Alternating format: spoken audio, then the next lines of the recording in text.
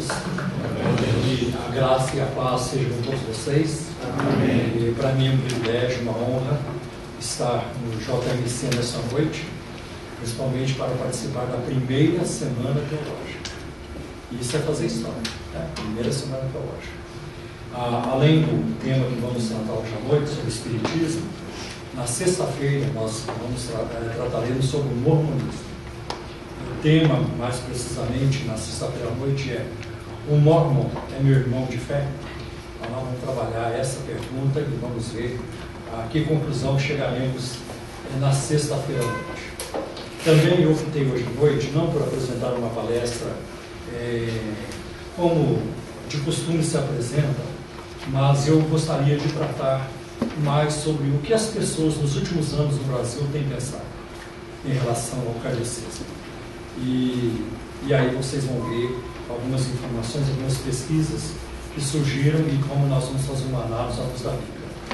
Levo também em consideração que a primeira semana teológica de vocês, ela tem também um cunho evangelístico.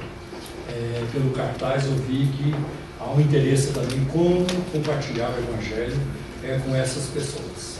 Então, na medida que eu for lendo aí, o nosso amigo aí, por favor, você vai mudando na medida que eu for lendo. O Espiritismo moderno surgiu em Hyattsville, nos Estados Unidos, com as irmãs Margaret e Kate Fox, Catalina Fox. As duas eram ainda crianças quando, em 31 de março de 1848, aconteceram as primeiras manifestações na casa das meninas. Ruídos de pancadas foram ouvidos na casa da família Fox. Depois, móveis passaram a mover-se de uma parte para a outra. Kate e a Margaret criaram um sistema de comunicação com o suposto espírita, um sistema parecido com o sistema Morse. Elas batiam, davam as pancadas e os espíritos então respondiam.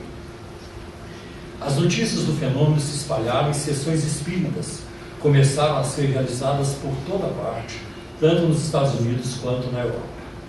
O Espiritismo tem Allan Kardec, a sua principal estrela. Seu verdadeiro nome é Hipólito Léon Denisard Rivail. Ele nasceu em Lyon, na França, em 3 de outubro de 1804. Anos depois, mudou-se para Yverton, na Suíça, onde estudou com Pestalozzi. Kardec formou-se em letras e ciências e doutorou-se em medicina. Em 25 de março de 1856, numa sessão espírita, Kardec recebeu, através de uma médium, a informação de que dali por diante, um espírito denominado A Verdade seria o seu guia espiritual. Aliás, um nome bem sugestivo. O Espírito de Verdade vai guiar você daqui por diante. O livro, em 18 de abril de 1857, Kardec publicou o Livro dos Espíritos, uma obra contendo mais de 1019 respostas às perguntas feitas aos espíritos. Outras obras foram publicadas depois: o Evangelho segundo o Espiritismo, a Gênese, o Céu e o Inferno, o Livro dos Médiuns, o que é o Espiritismo e obras póstumas. Todas essas obras mencionadas e produzidas por Kardec, elas estão publicadas num só volume. As obras completas de Kardec, hoje é possível comprar num só volume.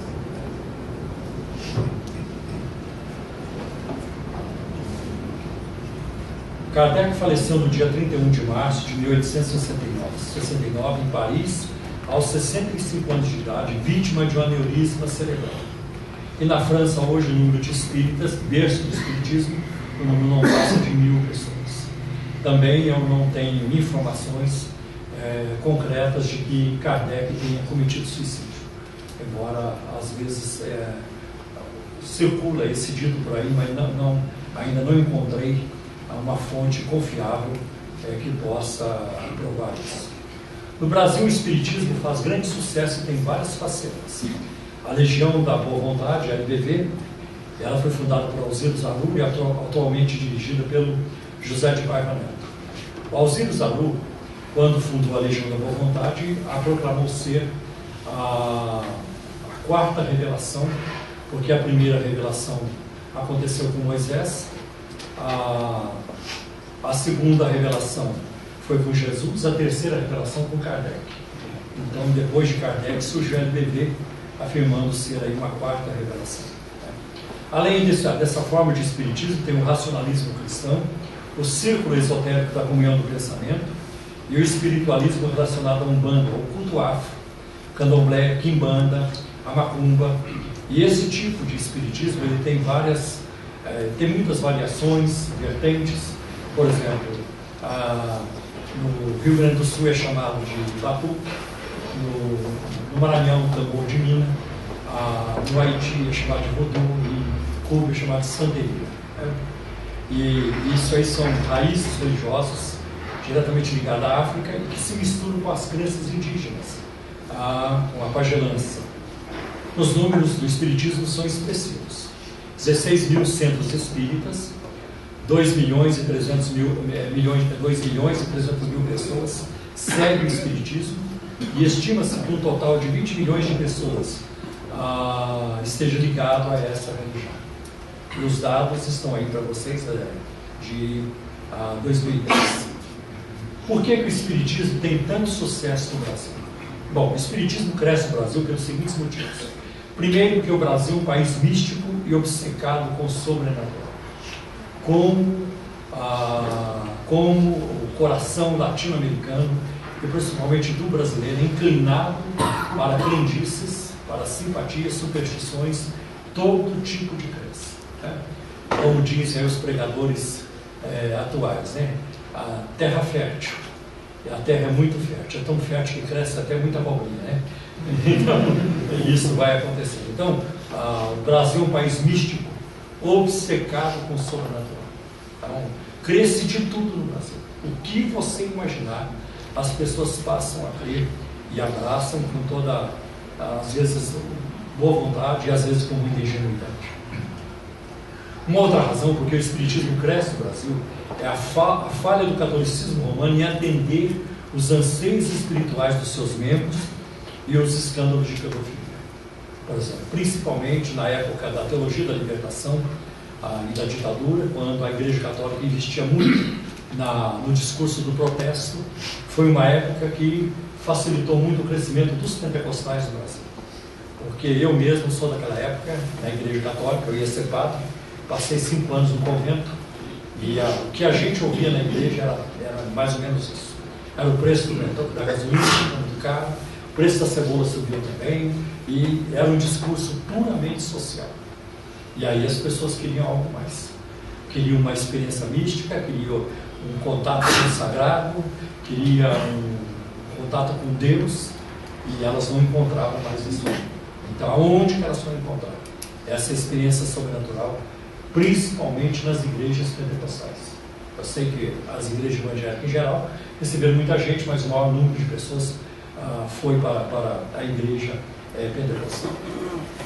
E também, hoje nós vemos uma realidade, a Igreja Católica tem sofrido muito com a questão da pedofilia, é um problema enorme, né, para a igreja, mas ao invés de muitos católicos desapontados com o catolicismo, irem para as igrejas evangélicas, muitos estão preferindo ir para o espiritismo, para o kardecismo, porque as igrejas evangélicas também se especializaram na arte de produzir escândalos. Então a gente vai ver hoje, se você observar, na última década para cá, nos últimos 15 anos, nunca vimos tantos escândalos produzidos pela igreja evangélica no Brasil como nesses últimos anos. E isso também é um fator inibidor para que as pessoas busquem as igrejas evangélicas, principalmente os pentecostalistas. Uma outra razão porque o espiritismo cresce muito é a sua fachada cristã.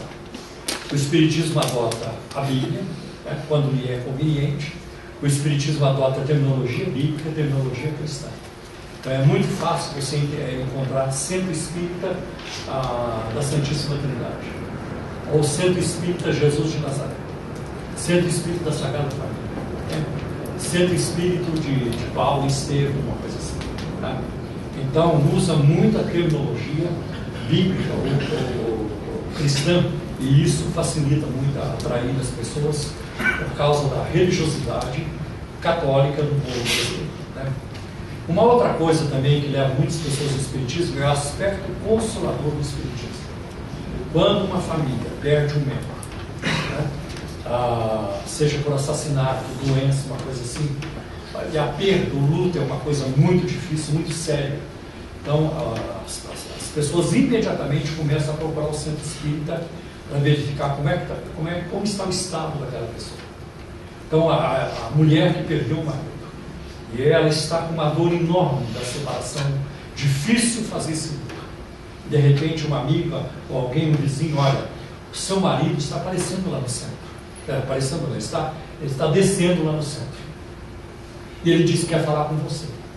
E ela, que nunca foi disso, não é sua praia, ela acaba indo para lá. Né? E lá vai ter contato com o suposto marido. Pode até fazer perguntas para ele. Né?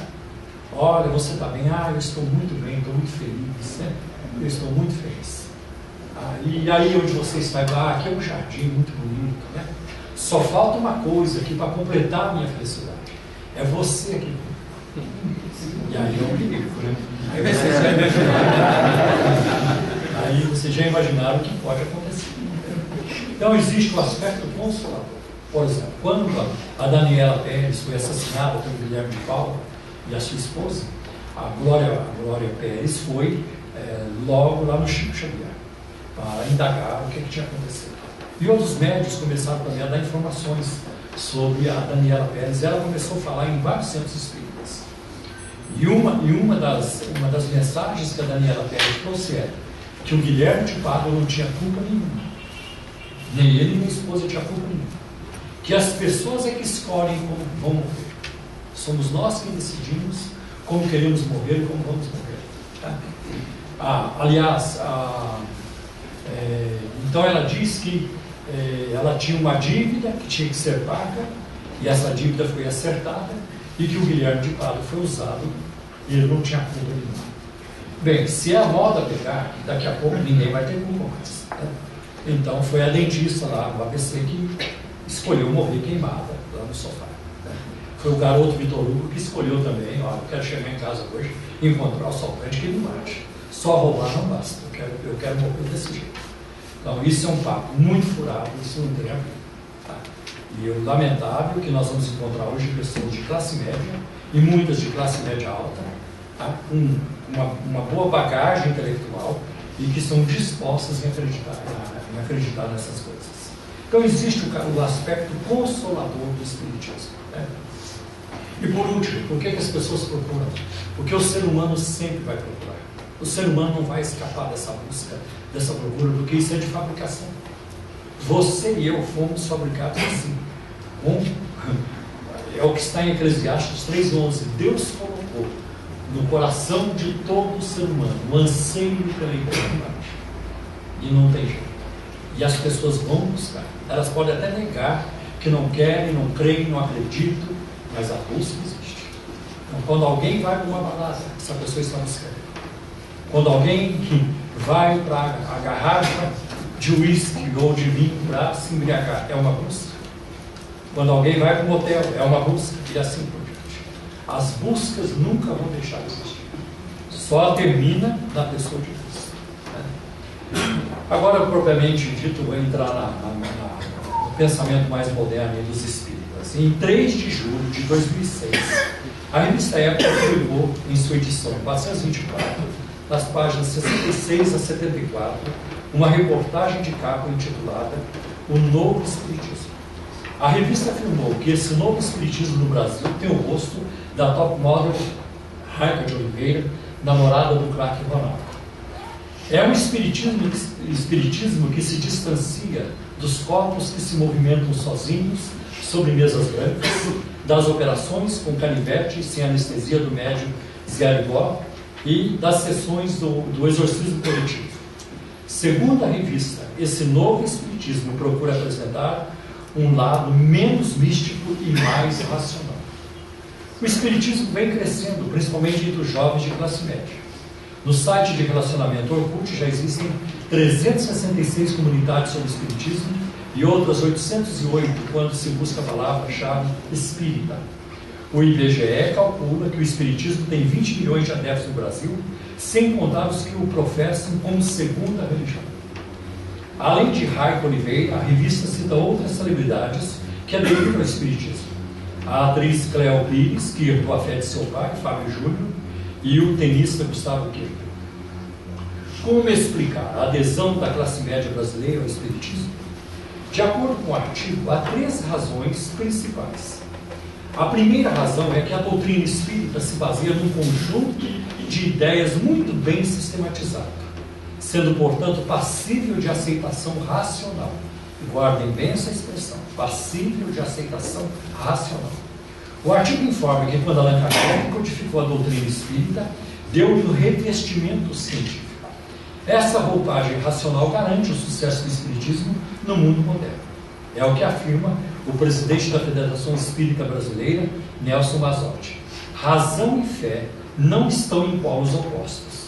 Cremos em algo lógico, não místico. Seria difícil seguir uma religião que não estimula a discussão e o conhecimento. A segunda razão é a flexibilidade da doutrina espírita. Os novos adeptos desse novo espiritismo são avessos aos fundamentalismos, hierarquias, exigências na atitude, na forma de se vestir ou cobrança financeira. Em outras palavras, os adeptos não querem se envolver com uma fé que exija compromissos e entre eles o financeiro. A terceira e principal razão para o sucesso do espiritismo no Brasil é a forma como a sua doutrina trata a questão da morte. Segundo Allan Kardec, é possível, após a morte, voltar a este mundo muitas vezes para se redimir dos pecados cometidos nas existências passadas. Trata-se da reencarnação, morrer e voltar num outro corpo. Tal crença não é exclusiva do espiritismo. O budismo e o hinduísmo também apregou algo semelhante. Pretendo analisar de forma sucinta, resumida, essas razões, não necessariamente na mesma ordem em que elas aparecem na revista. Primeiro, vamos ver quando o Espiritismo diz que ele atrai muita gente porque não exige das pessoas. Trata-se, então, de um compromisso light. Um compromisso light. Primeiro, a questão sobre a flexibilidade da doutrina espírita, que não exige compromisso das pessoas, né? Não se trata de um privilégio do Espiritismo. É o mal da época. A falta de compromisso, o crescimento da economia informal, a quebra de contratos, e aqui entra também a multiplicação dos divórcios, porque o número de divórcios hoje no meio dos evangélicos já se equipara, talvez já tenha passado o número de divórcios na sociedade secular. E isso aponta para uma tragédia que a igreja evangélica brasileira vive.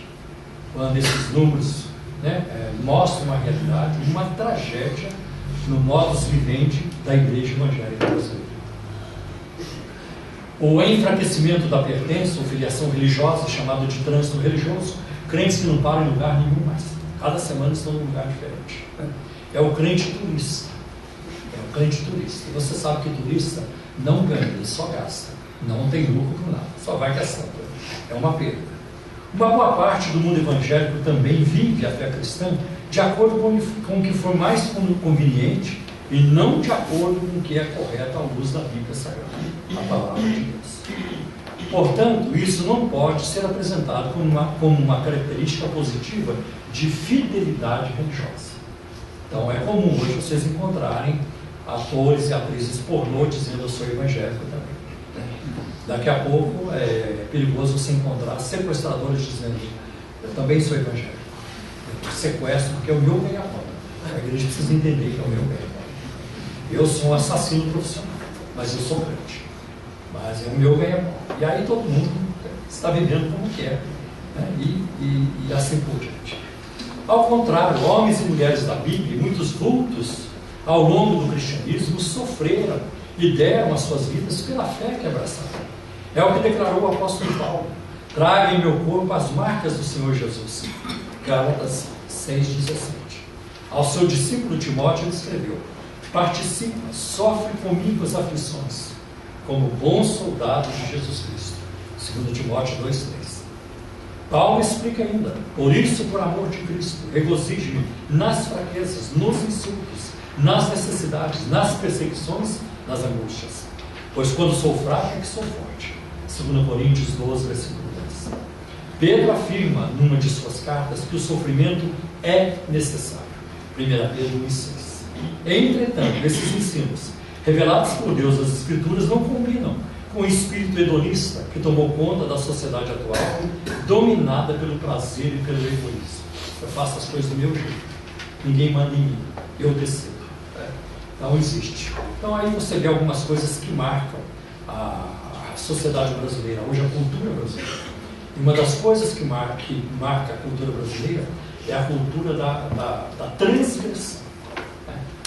Como a sociedade brasileira gosta de transgredir. É no farol, é na hora de furar fila, é nos vestibulares, exames e assim por diante. E nas igrejas também. Então a cultura da transgressão ela já se espalhou por toda parte.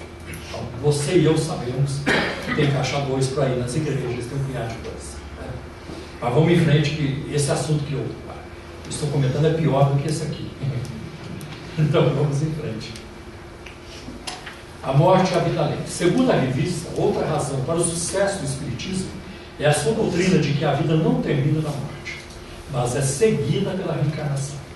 De acordo com o Espiritismo, reencarnar é voltar ao corpo físico e que a reencarnação é um maravilhoso instrumento que Ele, Deus, nos oferece para a nossa própria redenção. No túmulo de Allan Kardec, na França, está escrito, seu lema: nascer, morrer, renascer e progredir sempre. Esta é a lei. Para que serve então a reencarnação? Eu tenho várias declarações de Allan Kardec e de outros expoentes do Espiritismo, quando eles dizem, para que serve a reencarnação? Pus algumas aqui. Segundo o Espiritismo, ela serve como um meio de purificação de pecados e progresso contínuo até a perfeição. O objetivo da reencarnação é, pois, expiação, prova, melhoramento progressivo da humanidade.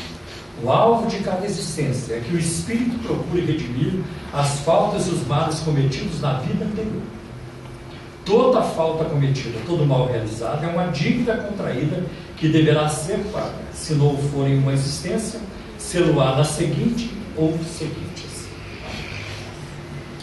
É impossível conciliar a doutrina da salvação e purificação de pecados apresentada na Bíblia Sagrada com a crença reencarnacionista. Não tem como você conciliar a doutrina, o ensino da reencarnação com a doutrina da expiação.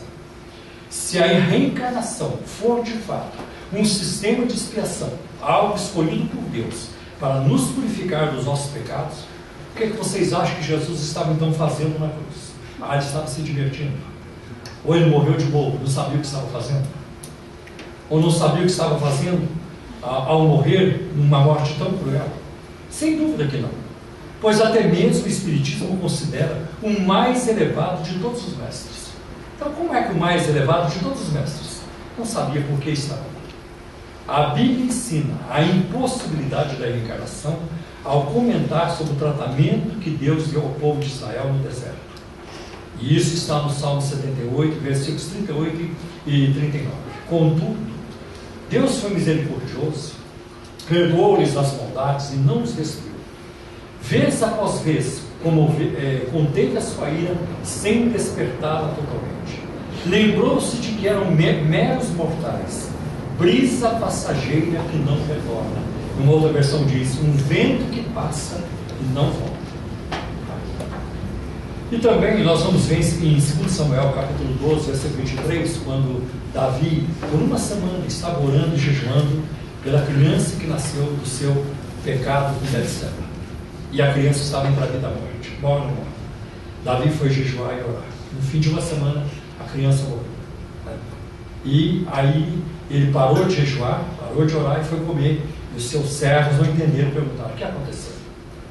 Enquanto a criança estava viva, você estava orando e jejuando. Agora que ela morreu, você foi comer?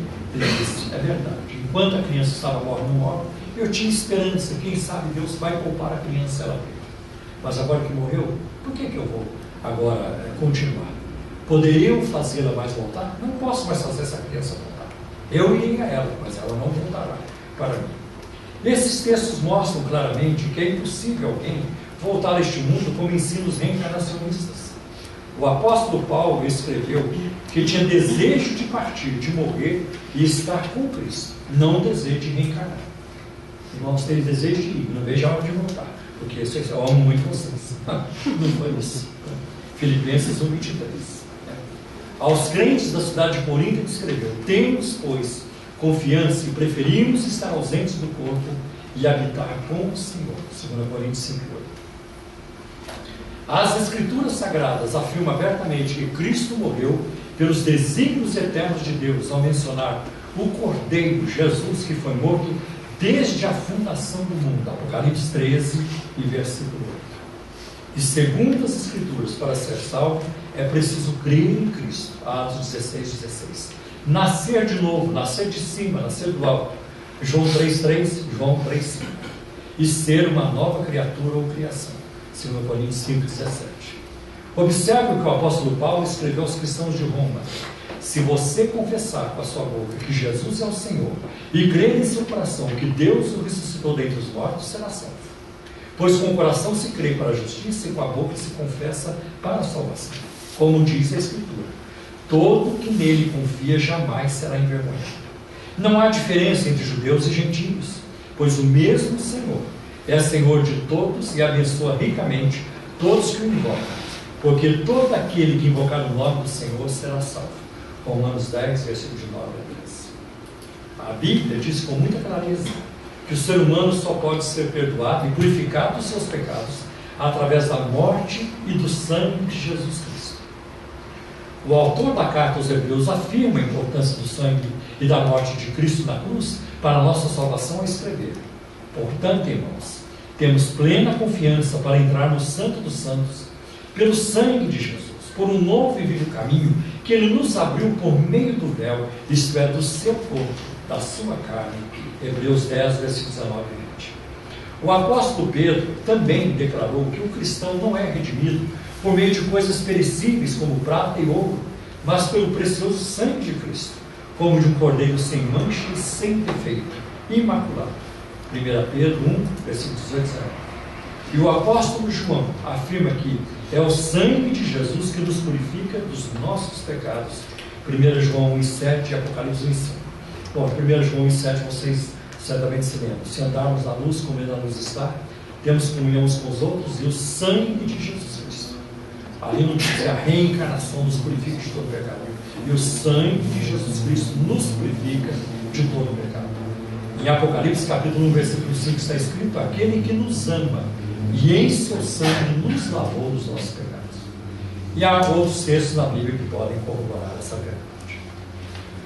Onde entra a reencarnação em todos esses textos bíblicos, escritos não por inspiração de espíritos que nem se sabe de quem são, mas por inspiração do Espírito Santo, como declarou o apóstolo Pedro: antes de mais nada, saibam que nenhuma profecia da Escritura provém de interpretação pessoal, pois jamais a profecia teve origem na vontade humana, mas homens falaram da parte de Deus, impelidos pelo Espírito Santo. 2 Pedro 1, versículos 20 e 21. Agora há pouco falei sobre a questão de 1 Pedro 1,6, o sofrimento é necessário. Também citei o termo hedonismo, a busca imediata do prazer, a gratificação imediata, e isso é verdade hoje dentro da igreja evangélica. Tá? Então eu posso garantir para você que surgiu no seio da igreja evangélica brasileira uma geração de crentes que não tem mais qualquer disposição para sofrer pelo evangelho. O que é que eu vou ganhar com isso? Vou abrir uma igreja, quanto que eu vou faturar? E assim por diante. Então, foge daquilo que nós apresentamos aqui. Paulo fala do sofrimento, e Pedro também. Sofrimento é necessário. Sabe, irmão, não gosto de sofrimento. É muito ruim sofrer. Algumas coisas na vida são muito ruins. Como é ruim ficar sem dinheiro? Vocês sabem disso. É muito ruim ficar doente. É muito ruim. Eu não gosto de sofrer. Se eu gostasse de sofrer, eu seria faquinho, ia dormir em cima de cama de prego. Mas o sofrimento que é, nós temos que ter estrutura, e essa estrutura a palavra de Deus fornece, para aguentar os trancos da vida, que surgem muitas vezes de forma inesperada. O espiritismo é racional. Quanto à doutrina espírita basear-se num conjunto de ideias muito bem sistematizado, sendo, portanto, passível de aceitação racional, isso precisa de uma resposta. O Espiritismo procura firmar-se em 3 pilares principais: a comunicação com os mortos, a reencarnação e a salvação pela prática das boas obras. Todos esses pilares do Espiritismo são condenados pela palavra de Deus. Sobre a comunicação com os mortos, basta ler Deuteronômio, capítulo 18, versículo 11 e 12. Tá? Entre ti não se achará quem se comunique com os mortos. Isaías 8, 19 e 20. A favor dos vivos, né? Se buscarão os mortos? Uma pergunta retórica implica numa resposta negativa: não, não se busca. A crença na salvação pela prática das boas obras é amplamente refutada nas Escrituras. Basta ler Efésios capítulo 2, versículos 8 e 9. Porque pela graça sois salvos por meio da fé, não vem de vós, é dom de Deus, não vem das obras para que ninguém se glorie. 2 Timóteo 1,9 repete, e Tito também fala sobre isso, a salvação pela graça. Tito 3, versículos de 5 a 7. Agora, abraçar a tais doutrinas do Espiritismo, claramente condenadas pela Bíblia, pela palavra de Deus, é algo racional. Mas há outras questões intrigantes no Espiritismo. Uma delas é o ensino de Allan Kardec de que outros planetas são habitados. E ele diz, no livro A Gênese, capítulo 6, seção 6, 27. De todos os globos que constituem o nosso sistema planetário, segundo os Espíritos, a Terra é daqueles cujos habitantes são menos adiantados, física e moralmente. Marte seria ainda inferior, e Júpiter muito superior em todos os sentidos. Muitos espíritos que animaram pessoas conhecidas na Terra disseram estar reencarnados em Júpiter. Desculpe, isso está no livro dos Espíritos, capítulo 4, aí, 188, nota 1. Os Espíritos também ensinaram a Allan Kardec que o planeta Marte não tem qualquer satélite, que Saturno só tem um anel formado pelo mesmo material do planeta, e que algumas estrelas, como Sírio, são milhares de vezes maiores do que o Sol. Isso está em Gênesis, capítulos 6 e 27. Ao contrário do que os Espíritos ensinaram a Kardec, a ciência já provou, já descobriu que Marte possui 2 satélites, que o anel de Saturno não é formado da mesma matéria do planeta, e que Sírio tem um tamanho entre 13 a 15 vezes maior do que o Sol, e não milhares de vezes maior do que o Sol. Isso é racional? É lógico que não. Trata-se então de espíritos mentirosos. Mentiram para Kardec. Diante das informações mencionadas acima, pode-se confiar nos espíritos que influenciaram e revelaram as doutrinas espíritas de Allan Kardec? A resposta lógica e racional é não. Se os espíritos por trás de Allan Kardec não são confiáveis quando tratam das coisas deste mundo, de coisas terrenas, muito menos o serão a tratar de coisas espirituais. Se não dá para confiar no que eles falam de Marte, de Júpiter e de outros, como vamos confiar quando eles falam do céu? Então, muito menos o serão ao tratar de coisas espirituais, coisas relacionadas com a salvação da alma e com a vida eterna. Os espíritos também ensinaram a Allan Kardec e outros expoentes do espiritismo, como Leon Denis.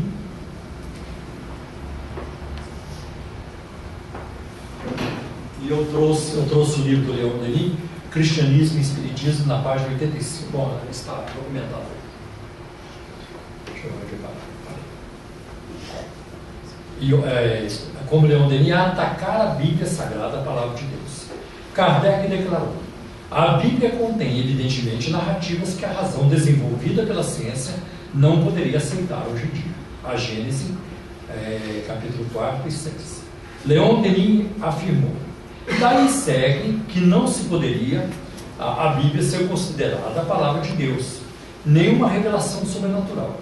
O que se deve nela ver é uma compilação de narrativas históricas e legendárias, de ensinamentos sublimes, de par com pormenores às vezes triviais. Ora, usar a Bíblia para formular doutrinas como eles usam e atacá-la ao mesmo tempo é racional? Trata-se no mínimo de uma contradição. Seria como namorar uma garota, desejar casar-se com ela e difamá-la o tempo todo. É uma contradição. Quanto à salvação em Cristo, Leon Denis afirma: não, a missão do Cristo não era resgatar com seu sangue os crimes da humanidade. O sangue mesmo de um Deus não seria capaz de resgatar ninguém. Cada qual deve resgatar-se a si mesmo, resgatar-se da ignorância e do mal. Nada de exterior a nós poderia fazer. É o que os espíritos aos milhares afirmam em todos os pontos do mundo. Basta comparar essa declaração de Leon Denis com Atos 20 e 28 para se constatar o engano do espiritismo.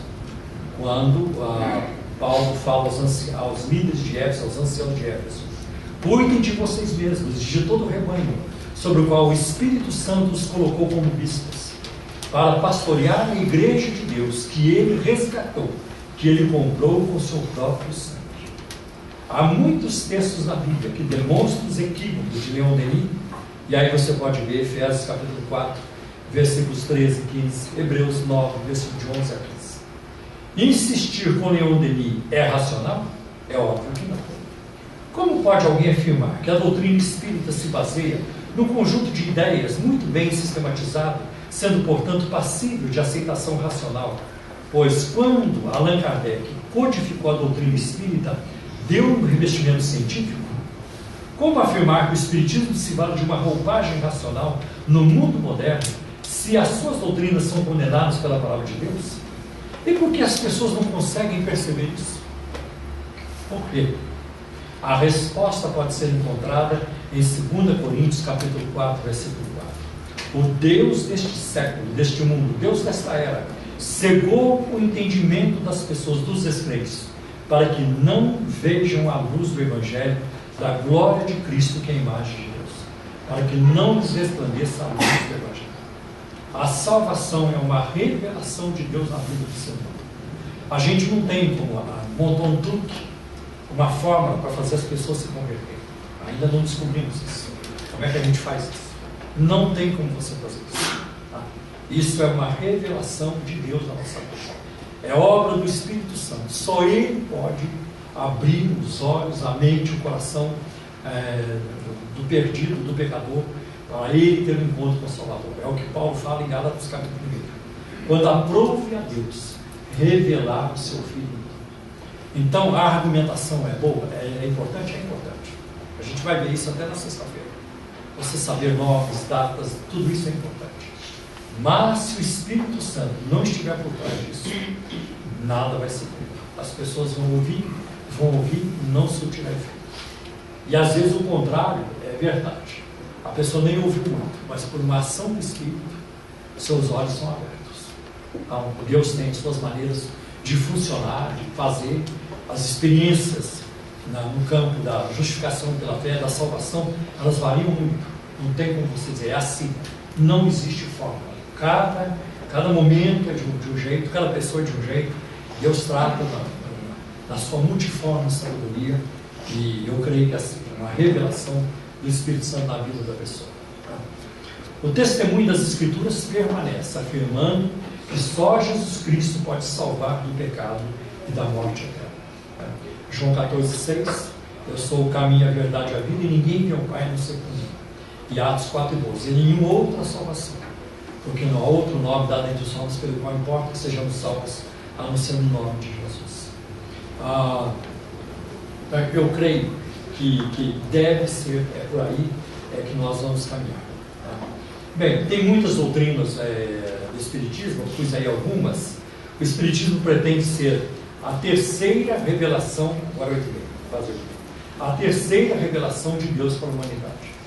Já falei, aí a terceira revelação teria vindo através de Moisés, a segunda através de Jesus, e a terceira através do Espiritismo. Então, observe a palavra de Kardec. Reconhece-se que o Espiritismo realiza todas as promessas do Cristo a respeito do Consolador anunciado. Ora, como é o Espírito de verdade que preside ao grande movimento da regeneração, a promessa da sua vida se acha por essa forma cumprida, porque de fato é Ele o verdadeiro Consolador. Então, quando Jesus prometeu o Consolador, Jesus estava falando do Espiritismo kardecista, da doutrina kardecista. Isso do ponto de vista do kardecismo. Isso está em Gênesis 34. O Espírito Santo, de acordo com o grego do Novo Testamento, é outro consolador, é kainos, pelo nome demonstrativo masculino no grego, né? E o termo consolador, isso aparece em João 14,16 e também no versículo 23. Sendo assim a terceira pessoa da Trindade. Gosto muito de um pensamento de, se não me engano, me esqueci o teólogo, não sei se é Wayne Gruden ou Erickson. A Trindade, tente entendê-la e perderá a cabeça. Tente negá-la e perderá a alma. Então não vale a pena tentar. Então, está aí, é a terceira pessoa da Trindade. Jesus é o advogado, 1 João 2,1. A palavra paráclito é traduzida por consolador, advogado, é paráclito. O Espírito Santo não pode ser apenas um ensino, uma coisa abstrata, né? Um conjunto de ideias. A Bíblia apresenta como pessoa, porque ele tem todas as características de uma pessoa. Por exemplo, ele tem sentimento, ele pode ser entristecido, Efésios 4:30. Ele tem vontade própria. 1 Coríntios 12:11 diz que ele distribui os dons como ele quer. Ele tem vontade própria. E ele tem inteligência, com certeza ele ensina. E em 1 Coríntios 2, acho que versículo 10, ele perscruta as profundezas de Deus. Uma outra coisa que nós vamos ver no Espiritismo, a comunicação com os mortos. Eu já falei sobre isso, eu não vou me deter muito sobre isso também, tá? Mas eu quero, um pouquinho mais à frente, falar sobre a reencarnação. É o ponto 4.3. Eu acho que hoje no Brasil, para você ser mais efetivo na evangelização, ao compartilhar a sua fé, você vai ter que estar pronto para responder isso, a questão da reencarnação. Porque a nossa sociedade é uma sociedade reencarnacionista. Tá? E outra coisa, grande parte dos católicos creem na reencarnação. Embora a Igreja Católica seja oficialmente contra a doutrina da reencarnação, ela combate a doutrina da reencarnação. Aliás, eu tenho até um livro do Boaventura Kloppenburg, bispo de Novo Hamburgo, não sei se estava ainda, foi um apologeta católico romano de muitas décadas. Escreveu volumes e mais volumes. Tá? E alguns dos seus argumentos são muito bons, são usados até hoje. Né? Então, mas muitos católicos creem na reencarnação. E é muito interessante que é perigoso hoje você encontrar evangélicos assim também. Porque no passado a gente falava no católico nominal. O católico nominal. Que é aquele que é batizado, depois nunca mais aparece na igreja. Ele aparece no casamento, quando tem velório, Natal, quando tem alguma festa, ele vai lá para arrematar algum bezerro. Desse jeito no passado. No passado era assim. Eu lembro das festas. Agora, eu nunca esperava um dia conhecer o evangélico nominal. Você é de que eu sou evangélico, mas está apontando todas. Vai na Seixoneira, vai no Papa Marcelo Rossi, passa lá pela sessão espírita, ele vai em todas. Né? Dupla pertença, tripla e assim por diante. Então, vai se perdendo a identidade. Né? Alguns até afirmam que nós já estamos vivendo numa era pós-cristã, numa era anticristã. Então nós vamos ver essa questão. Lema de Kardec, já vimos, definição. A crença de que a alma se transfere de uma existência física para outra, até que depois de muitas vezes ter vivido aqui na Terra, a alma é liberada da existência terrena e absorvida pelo absoluto. Isso é muito comum no hinduísmo, no movimento Hare Krishna. Né? Existe o conceito da samsara, a roda da reencarnação, e você, só depois de muitas vezes reencarnar, pagar pelos seus pecados, você escapa dessa roda da reencarnação. E dependendo do grupo a que pertence, vai para outro planeta, vai fundir-se com o espaço, com a energia cósmica e assim por diante. Por isso há uma ênfase em muitos grupos quanto ao vegetarianismo. No movimento Hare Krishna, por exemplo, não aceita a questão de comer carne. A primeira coisa que eles vão perguntar para você é: você come carne? Eu como, mas quando eu como um bifinho, você não é digno de conversar comigo, quero papo. Então, se você come carne como eu, você come uma picanha, de vez em quando, e outros tipos de carne, né? Então, se ele fizer essa pergunta, a resposta é: isso não vem ao caso. Não é disso que estamos falando. Eu também não vou mentir. Não vou. E aí não serve. Então eles não comem por quê? Por causa dessa questão da metempsicose, chamada metempsicose, que o ser humano, a alma do ser humano, ela pode ir embora e depois voltar num animal inferior. Então pode voltar num jabuti, numa onça, pode voltar em qualquer animal. Então, por isso você não pode matar qualquer animal, qualquer ser vivo. Você passa uma barata correndo lá na cozinha, não mata a barata, pode ser a sua avó que está na barata. Vai atrapalhar aí o ciclo de reencarnação da sua avó. Um pernilongo que vem zoar no seu ouvido, numa noite de calor, não detaca um pernilongo, você pode estar matando o teu tio. Isso aí pode complicar a vida, como é que eu digo, o progresso, a evolução espiritual. Não existe todas essas coisas. E Kardec também falou de pluralidade de existências, né? É só depois de várias encarnações ou depurações sucessivas, num tempo mais ou menos longo e segundo seus esforços, que eles atingem o objetivo para o qual tendem. O Livro dos Espíritos, capítulo 4, página 196. Expiação e progresso contínuo até a perfeição. O objetivo da reencarnação é, pois, expiação, aprimoramento progressivo da humanidade. Alcance do objetivo final pelo esforço próprio. O alvo de cada existência é que o espírito procura expiar as faltas cometidas anteriormente. Já lemos isso também. Libertação final do corpo e assim por diante. Agora eu quero apresentar algumas refutações sobre isso. Né? Os textos bíblicos usados pelos espíritas para provar que a Bíblia ensina a reencarnação. E um outro argumento muito comum que eles usam é que a Bíblia, ela tinha muitos versículos que apoiavam a reencarnação, mas que a igreja, lá no início, principalmente nos primeiros concílios, arrancaram da Bíblia os textos que apoiam a reencarnação. Olha, se realmente a igreja cristã fez isso, ela fez um péssimo trabalho, porque não tirou alguns textos aí, por exemplo, de Mateus 11:14. Este é o Elias que havia de vir. Eu teria tirado esse texto, se quisesse esconder a reencarnação, como eles dizem. Né? Então vamos lá, possibilidade de João Batista ser Elias, né? Quando o próprio Jesus diz em João 11:14, este é o Elias que havia de vir. Sabemos João Batista, a reencarnação de Elias. João Batista foi um profeta de ministério semelhante e não o próprio Elias. Houve apenas uma identidade de ministério. Né? Se Elias não morreu, de acordo com o 2 Reis 2:11, não poderia reencarnar, porque no Espiritismo, no Kardecismo, para a pessoa reencarnar, tem que primeiro desencarnar. Então você tem que desencarnar para depois encarnar, voltar a encarnar. E é interessante que em João 1:21, quando alguém chega para João e pergunta, és tu Elias? Eu não sou. Eu não sou Elias. O próprio João disse não ser Elias. Outra coisa, o verbo ser nem sempre pode ser interpretado literalmente na Bíblia. E aí todo mundo que faz hermenêutica já passou por isso. Por exemplo, em Mateus capítulo 12, versículos 46 a 50, alguém chega e diz a Jesus, mestre, estão aí fora tua mãe e teus irmãos que querem falar-te. E Jesus responde, quem é minha mãe? Quem são meus irmãos? Aquele que faz a vontade de Deus é minha mãe e irmãos e irmãs. É no sentido literal? Não, não pode ser. O fato de você fazer a vontade de Deus não te transforma em Maria. É no sentido representativo e simbólico. É como se fosse a minha mãe. E se você pegar, por exemplo, a cerimônia da ceia, da última ceia de Jesus, quando ele pega o corpo, quando ele pega o cálice, este é o meu corpo que eu partilho por vós. É no sentido literal? Não é no sentido literal. Porque Jesus não fez assim, arrancou um pedaço do seu próprio corpo, esse é o meu corpo. Já começou a ser partido por vós.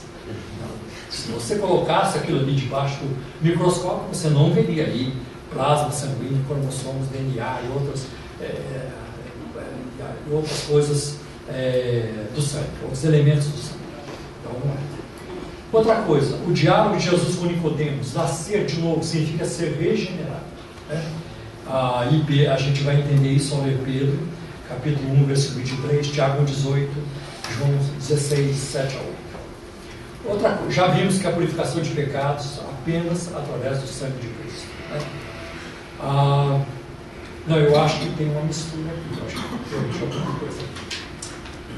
negócio de colar, botar para cá, para lá, para acontecer. Mas de todo jeito, eu quero mostrar para vocês o seguinte: o próprio Allan Kardec ensinou, e isso está no livrão dele ali, que a alma, quando ela morre, na eternidade, ela guarda, né, a aparência da última reencarnação. Então, aí fica uma complicação muito grande para o kardecismo. Porque quando nós vamos lá para o Monte da Transfiguração, Mateus 17, Jesus estava lá com Pedro, Tiago e João, e aí duas personagens do Antigo Testamento aparecem conversando com Jesus, que foi Elias e João Batista, não é isso? Não foi isso? Quem foi? Moisés e Elias. Mas tinha que ser o João, porque o João foi a última encarnação. Desculpa, é Moisés e João Batista, né? E não Elias. Então quem tinha que aparecer lá era Moisés e João Batista, e não Elias. Porque o Elias tinha que guardar, manter a aparência da última encarnação, que seria João Batista. E isso não acontece, era o Elias mesmo que estava lá. Então é mais uma complicação muito grande para eles nessa questão da reencarnação. Outra coisa, a Bíblia fala de ressurreição, a volta ao mesmo corpo, e não de reencarnação. E por último, salvação pela prática das boas obras. Kardec declara: fora da caridade não há salvação. O Evangelho segundo o Espiritismo, página 631. E veja ainda a declaração de Leon Denis: não, a missão do Cristo não era resgatar com o seu sangue os crimes da humanidade. O sangue mesmo de um Deus não seria capaz de resgatar ninguém. Cada qual deve resgatar-se a si mesmo, resgatar-se da ignorância e do mal. Nada de exterior a nós poderia fazer. É o que os espíritos aos milhares afirmam em todos os pontos do mundo. Cristianismo e Espiritismo, página, nessa minha edição, está 85. E aí eu coloco a resposta bíblica para vocês. Isaías 64:6. Nossa justiça é como um trapo de imundícia. Somos salvos para as boas obras e não pelas boas obras, para praticar as boas obras. E os outros versículos eu já repeti também. Uma outra coisa muito interessante é quando Kardec declara que o Espiritismo e o Cristianismo ensinam a mesma coisa. E isso está no livrão dele. Agora, o Espiritismo nega a doutrina da Trindade, nega a divindade de Cristo, nega a existência de anjos, de demônios, nega a existência do céu, a existência do inferno, nega todos os milagres de Jesus, nega a autoridade da Bíblia e a veracidade da Bíblia. E eu pergunto: sobrou alguma coisa? Quando ele diz que o Espiritismo e o Cristianismo ensinam a mesma coisa, depois ele nega tudo isso, nega a ressurreição física de Jesus dentre os mortos, dizendo: no fim não sobra nada. O que sobra? Sobram três coisas: a comunicação com os mortos, a reencarnação e a crença na salvação pela prática das boas obras. Justamente estas que a palavra de Deus tem. Outra coisa muito interessante, porque com o advento da Era de Aquário, na década de 90 principalmente, a questão da reencarnação veio muito à tona. Então, todo mundo querendo reencarnação. A Shirley MacLaine, por exemplo, a atriz de Hollywood, chegou a dizer que tinha sido uma prostituta na França, em séculos atrás. E o Rambo, Sylvester Stallone, disse que também tinha sido um soldado numa Revolução Francesa, e depois ele surgiu como um burro na Guatemala.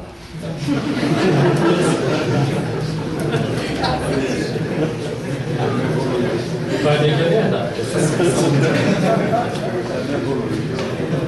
Então, a crença era muito forte na reencarnação. Houve uma febre muito grande em relação a isso. E a reencarnação, você volta para você pagar pelos pecados que você cometeu na vida dele. Se isso for verdade, Jesus deve ter sido muito mal numa vida dele, porque como ele sofreu, né? Deve ter pecado muito numa vida dele.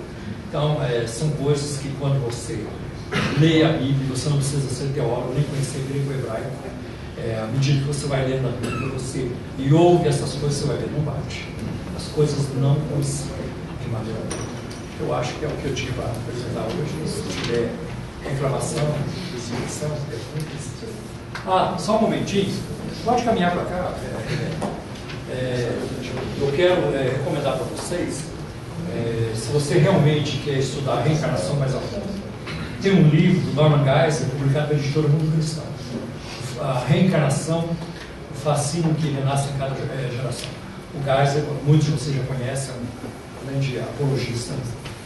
Tem também, isso aqui é muito interessante, do John Snyder, A Reencarnação ou Ressurreição. E esse livro é muito antigo, mas a Mundo Cristão ainda publica, do Victor Ernest. Eu falei com espíritos. E conta a história de um pastor, que ele orou, consagrou sua vida e foi no centro espírita. Ele queria fazer um teste. Lá ele sentou-se à mesa com os demais espíritas, o médium, quando incorporasse, eles iam poder fazer pergunta para os espíritos. E o pastor fez a sua primeira pergunta: Espírito, você crê que Jesus é o Filho de Deus? E o espírito respondeu com uma voz muito empolada: sim, creio ser Jesus o Filho de Deus. Aí o pessoal fez a sua primeira pergunta e o pastor foi fazer a sua segunda pergunta: Espírito, você crê que Jesus é o Filho de Deus e que veio a este mundo para salvar os pecadores? Dessa vez o espírito respondeu, já demonstrando uma certa irritação: sim, eu creio ser Jesus o Filho de Deus, que veio a este mundo para salvar os pecadores. E aí, quando chegou a vez do pastor fazer sua última pergunta, ele a fez: Espírito, você crê que Jesus é o Filho de Deus, que ele veio ao mundo para salvar os pecadores, e que é somente através do seu sangue derramado na cruz que nós temos o perdão dos nossos pecados? Naquele momento o médium não respondeu. Ele foi jogado com muita força, com muita violência contra a parede e caiu da cadeira, ao bater na parede, gemendo como se estivesse em grande dor. E o pastor saiu dali dizendo: agora eu entendo, agora eu sei quem é que eu quero. Então eu acho interessante, porque quando você se aventura no mundo dos espíritos, tem muita coisa que acontece. Tem muita coisa. Sei também que nenhuma experiência que não tem base na Bíblia a gente descarta. Eu aprendi isso. A palavra de Deus, ela é a pedra de toque. Não importa se a sua experiência é bonita demais ou feia demais, mas a Bíblia tem que dar a palavra final. Já ouvi também falar de espíritos que se manifestaram. Um espírito se manifestou no centro espírita como Spurgeon, o príncipe dos pregadores ingleses. E aí a pessoa que estava lá perguntou para ele se ele poderia nomear quais eram os 4 evangelhos, né? E ele só conseguiu nomear todos. Ele não lembrava dos 4 evangelhos. O príncipe dos pregadores ingleses, né? Eu acho que se fosse Calvino seria a mesma coisa.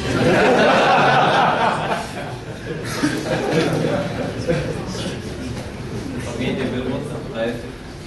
Aí, antes da sua pergunta, então tem este livro, tem uma impressão nova que a editora fez. Eu quero recomendar também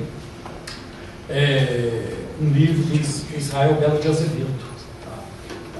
Ele publicou um livro muito bom, e assim com essa argumentação mais atual, O Espiritismo segundo Jesus Cristo, da Edições Vida Nova.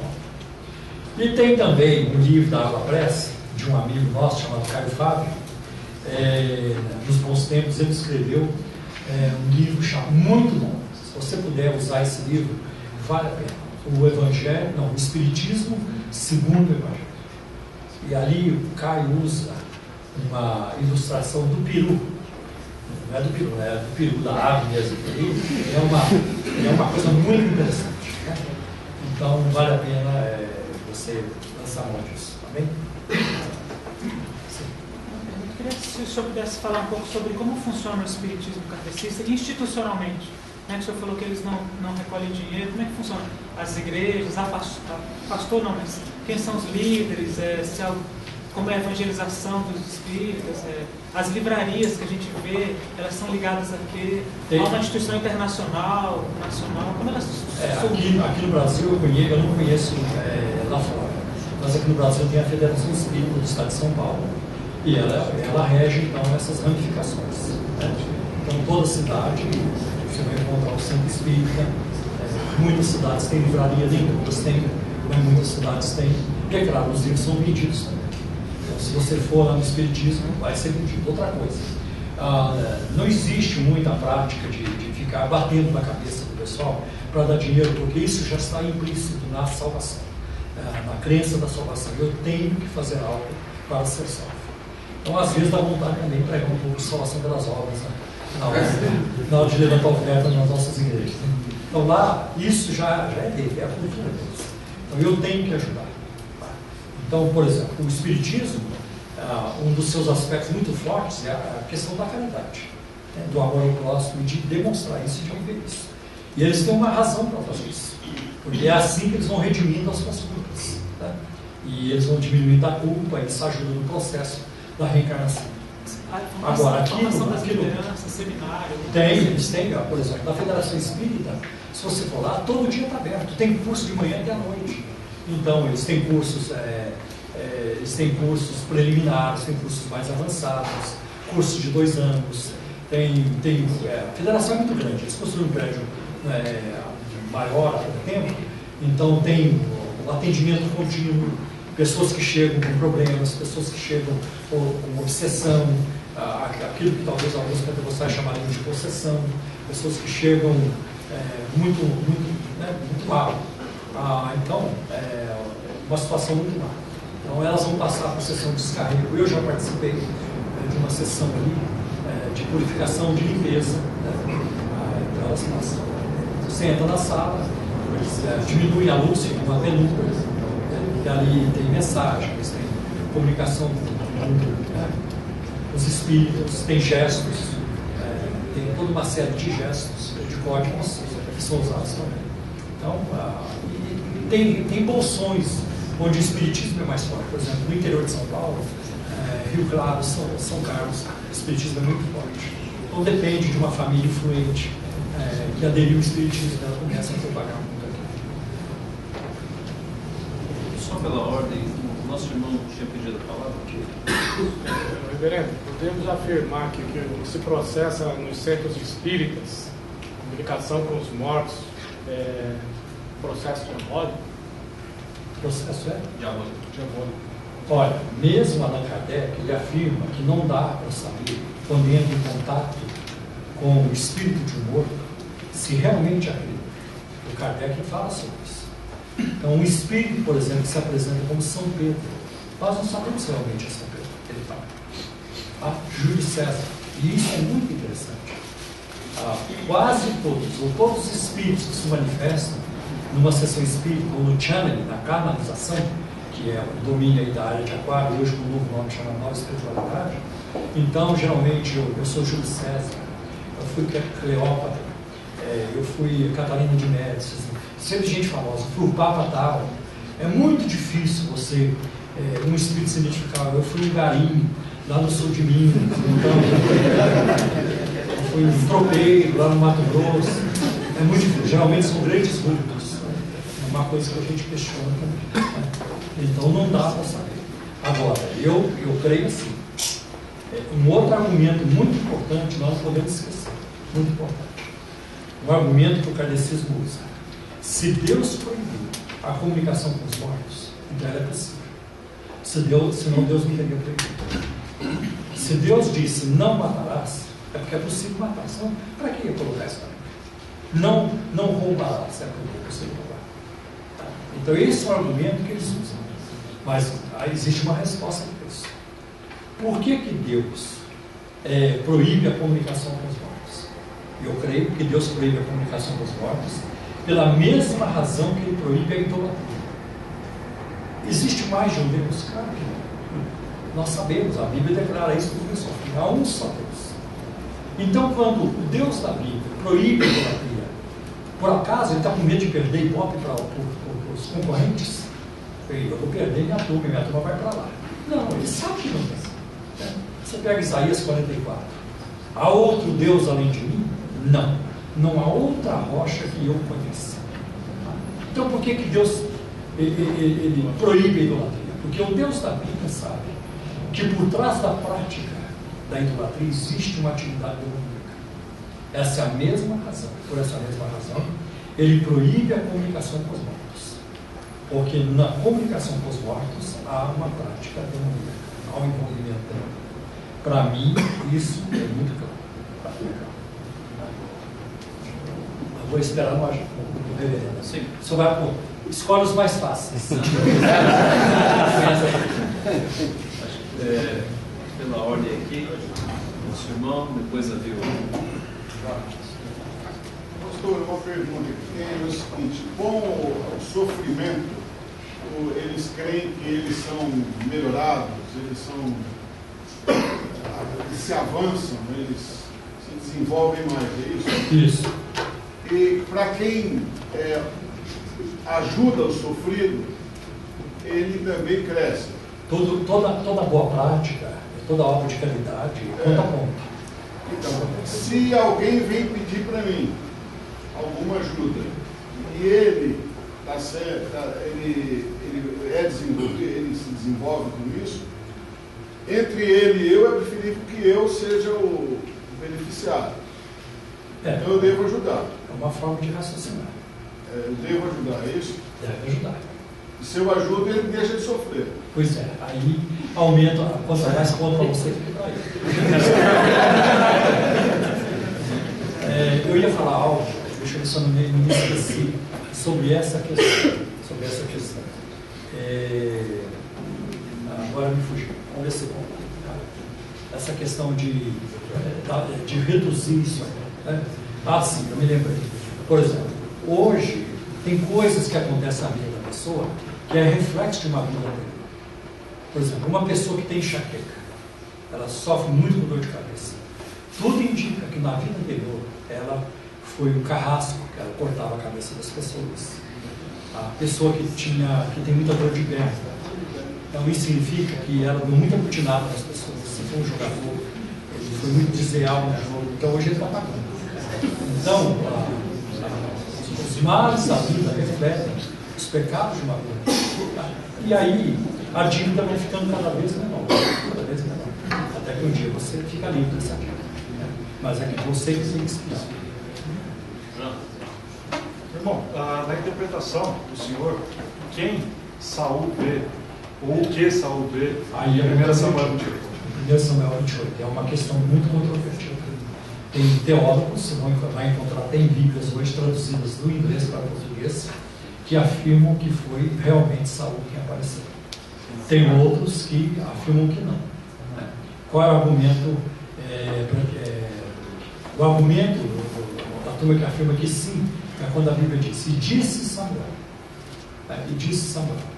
A contra-argumentação é essa. Texto inspirado não quer dizer conteúdo inspirado. Pode ser isso. Agora, a turma que diz que não foi Saul, que foi um demônio, argumenta o seguinte: Deus já não falava mais com Saul, nem por sonho, nem por mim, nem por dormir, nem por profeta, por mim. Deus simplesmente desistiu de Saul, não quis mais falar com Saul. E outra, quem é que participou daquela sessão espírita? A feiticeira de Endor. Quem estava presente? A feiticeira, Saul e 4 servos de Saul que nem eram de Israel, eles eram pagãos, como se diz, eram de outras nações. Né? E a pergunta é: podemos confiar no discernimento da feiticeira? Não. Podemos confiar no discernimento de Saul? Também não. E no dos servos? Também não. Tá? Então, essa é a argumentação. Outra coisa que eles argumentam, o pessoal que diz que não é que a mensagem que Samuel deu, porque ele se baseou na informação dela, é que amanhã você e seus filhos estarão comigo. E isso não aconteceu. Né? A Saul não morreu no dia seguinte, com seus filhos só morreram, acho que 17 dias depois, e nem todos os filhos de Saul morreram. Alguns ficaram vivos ainda por muito tempo. Então, outros argumentam assim: não, mas quando falou amanhã você morrerá, você e seus filhos, está dizendo um dia você vai morrer, mas isso não tem. Isso já está claro na nossa vida. Ninguém precisa chegar para mim dizendo: Paulo, um dia você vai morrer. Todo mundo já sabe. E um detalhe, pastor, diz lá no texto, entendendo ela que era Samuel. Entendendo, então. Nem ela tinha certeza. Exato. Então não dá para confiar no discernimento dela. Olha, eu gosto muito do argumento da Bíblia Chat. A nota de rodapé da Bíblia Chat, se você puder depois ver, é a melhor argumentação que eu conheço em Bíblias de estudo sobre essa questão do Samuel, 1 Samuel 28. E também a turma que é contra, né, que diz não foi Samuel, foi um demônio, que se nós admitirmos que foi Samuel, nós estamos dando uma... Mas aí também eu não concordo, porque nós temos que ir pela Bíblia, e não pelo que facilita ou não facilita. Agora, eu tenho mais uma coisa a acrescentar. A profecia de Samuel ali não se cumpriu. Agora, se você pegar 1 Samuel 3,19, a Bíblia diz assim: e crescia Samuel, e o Senhor era com ele, e nenhuma de todas as suas palavras deixou cair por terra. Então, o ministério profético de Samuel, ele foi 100% íntegro. Então, nenhuma de suas palavras deixou cair por terra. Ora, se Samuel em vida, na carne, no sais, ele não errou, como é que ele erraria depois da morte? Aí não tem jeito. E depois, é muito claro, e até no Novo Testamento, essa impossibilidade de se comunicar com quem morreu. Você vê no Monte da Transfiguração, os discípulos falaram com Jesus, eles não falaram com Elias, e nem Pedro não falou com Elias e nem com Moisés, falou com Jesus, porque Jesus é Senhor de lá e de cá, não tem limite para ele. Tá? Veja assim. Aqui, o nosso irmão. Só duas colocações.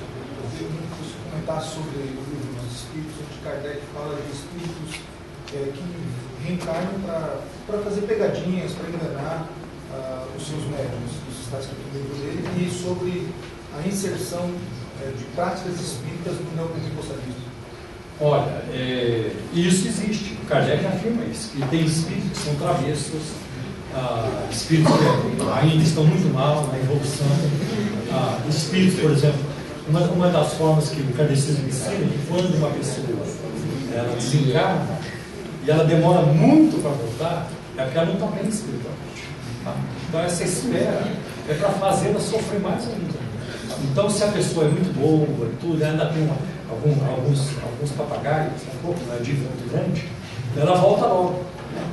Então, a nossa pergunta que cabe aqui é: então Moisés era terrível, porque quase 2000 anos depois ainda estava lá, não tinha reencarnado ainda, uma coisa assim.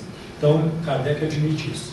No espiritismo de culto afro, por exemplo, no candomblé e outras vertentes, são os eguns, os espíritos mortos, que são espíritos sem luz, e esses podem também causar muitos males, e isso na concepção deles. Não penso vocês que acreditam nisso. Não é? Eu passei por lá, então eu tenho que falar a linguagem que eles falam. Agora, práticas do espiritismo, do neopentecostalismo, elas abundam, né? São muitas. Por exemplo, pega o caso da Igreja Universal do Reino de Deus. Quando a Igreja Universal surgiu, ela surgiu como uma igreja muito controvertida. A Universal que fazia as sessões de exorcismo na TV, era passado na TV, vocês sabem disso, né? Pegava a pessoa pela cabeça, as mãos assim, né? E geralmente esses cultos eram realizados na sexta-feira à noite, era a vigília. Por quê? Porque era o momento do trabalho, também no terreiro, é o momento mais forte do culto afro, é sexta-feira à noite. Eles faziam justamente nessa hora. E aí a Universal começou a envolver elementos do culto afro. O que os sociólogos e teólogos esperavam? Gente, assim mesmo. Quando o movimento surge, ele surge mesmo, é doido, está muito novo, infantil. A Universal não é nem adolescente ainda. Calma, daqui a pouco vai entrar nos eixos, vai se tornar uma denominação normal, como caminhou a Assembleia de Deus. A Assembleia de Deus no início era controvertida, mas depois ela tomou um rumo diferente do que a Universal tomou. Não aconteceu. A Universal ela piorou. Então aquelas práticas que ela tinha de endemoninhamento, exorcismo, que para mim, em muito caso, não é possessão demoníaca, é mais um comportamento aprendido, porque as pessoas se comportam todas iguais, para mim é uma carência afetiva. A pessoa que está no meio da multidão, ela sabe que se ela entortar o rosto, ela será tirada da multidão, ela será elevada a uma plataforma, ela vai ter um holofote, vai ter televisão e vai ter um líder que vai tratar pessoalmente com ela. É uma posição muito privilegiada. Então, pode, tem muita coisa que é carência emocional. Então, a Universal depois introduziu mãe de imposto. Eles não usam a expressão mãe de santo, porque eles temem processos, né? Porque a IUD já sofreu muitos processos. E por último, um dos mais grotescos aí que ela introduziu foi a sessão de descarrego. Abertamente ela diz sessão de descarrego. Né? Não é da CIA, né? Ou não é da IUD, não é da Record.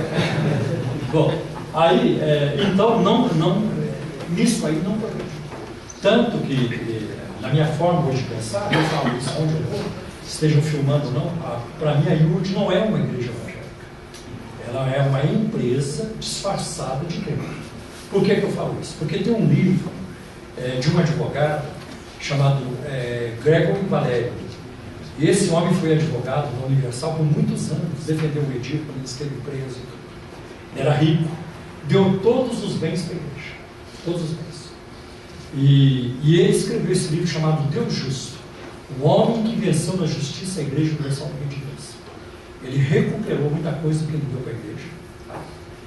Escreveu esse livro e na sentença do juiz, o juiz e uma juíza, e os próprios juízes escreveram isso. A Universal é uma empresa disfarçada de tempo. Hoje, o Gregory Valério é professor na Universidade Federal de Sergipe. E eu tenho esse livro. Então, lamentavelmente, essas práticas mudaram. Mãe de imposto, mesa branca, até os pastores vestidos de branco. Então, tem muito disso. Tem muito disso. Eu digo assim, a igreja brasileira é uma igreja infantilizada. Porque criança é que gosta de pegar. Criança gosta de coisa para pegar. Tem que pegar. Bota uma criança no braço, ela já vai pegar o brinco, já vai pegar o óculos, já vai pegar o negócio do cabelo, ela vai pegando tudo. E a igreja brasileira, uma boa parte dela é infantil, ela quer pegar, gente, me dá um brinquedo, precisa dar um brinquedo para casa. Você consegue botar criança para refletir? Não consegue. Você não pode virar para uma criança de 2 anos, vai lá para o quarto, vai pensar, vai refletir no que você fez. Depois nós vamos conversar. Você não faz isso com a criança.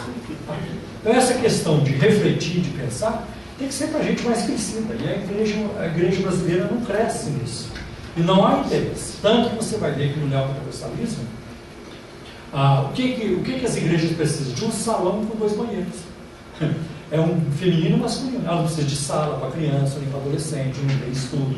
São 5 a 7 cultos por dia.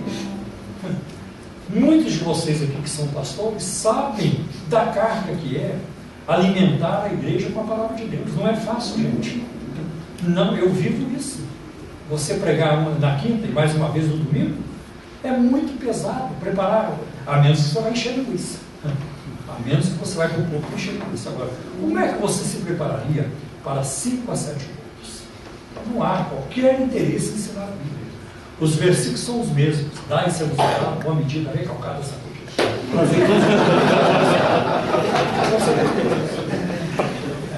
aquele que seria pouco, como também vai ser claro. Esses são os versículos. E eles passam por um treinamento muito rápido. Na Universal, o treinamento pode durar um sábado, de manhã e à tarde, já é pastor. É muito complicado. O que é que esse pastor vai aprender? E uma mistura enorme, agora, se engano de bispo para ser então tem muito disso. Tem muito dessas coisas. Só para você ter ideia, o que eles andam fazendo, porque na sexta-feira o meu assunto vai ser outro. Uma das últimas novidades agora no campo neopentecostal é a unção do esquecimento, a unção de Manassés. Porque o nome Manassés significa agora eu esqueci. Então a mulher chega na igreja, eu sei onde isso está acontecendo, tem um lugar aqui em São Paulo e outro em Belo Horizonte. E ela diz, pastor, meu casamento está destruído. Acabou, meu marido me traiu. Calma, irmã. Nós vamos ministrar a vida da irmã agora, a unção de Manassés. E aí ele ora e ministra. E eu não sei porquê, mas ele vai até 7. Manassés 1, Manassés 2, Manassés 3, 4, 5, 6, 7. Ora, ministra e termina e pergunta, irmã, Teu marido algum dia te traiu? Não, pastor, meu marido nunca me traiu. Está vendo? Olha a unção de Manassés. Caramba, o que vai ter de marido levando suas esposas lá para receber? E o que eu acho mais grotesco é que com uma oração a pessoa passa a acreditar em uma mentira. Nem lá o Jerônimo Onofre, lá de Belo Horizonte, fez isso com um drogado, o fumante. Olha, eu fumo muito, quero parar de fumar. A unção de Manassés. Terminou. Irmão, você algum dia na sua vida fumou? Não, eu nunca fumei. Complicado. Você já pensou? Alguém que matou? Eu matei alguém. Vamos ministrar a unção de Manassés. Aí o ministro matou alguém na sua vida? Não, eu nunca matei. Aí vai para o tribunal. Gente, não sei o que é isso aqui. Aí vai para a cadeia, gente, também não sei o que é isso. É bem complicado. Então, a mente neopentecostal, ela não obedece à lógica. O Brian, depois o nosso irmão atrás. Pastor, se um amigo aqui o senhor estivesse evangelizando, convidasse para ir a uma sessão espírita, o senhor iria? E se sim, qual seria o seu comportamento lá? Olha, eu já fui muitas vezes. Até como pastor mesmo já fui pesquisador. Tem algumas coisas que eu não faço. Por exemplo, eu não oro no terreiro e não rezo no terreiro. Eles têm a reza deles lá. Então deixa eles fazendo. Eu não quero entrar no mesmo espírito. Essa é o seu grande lance. No terreiro, por exemplo, tem orações que são parecidas com as nossas. Pai Nosso.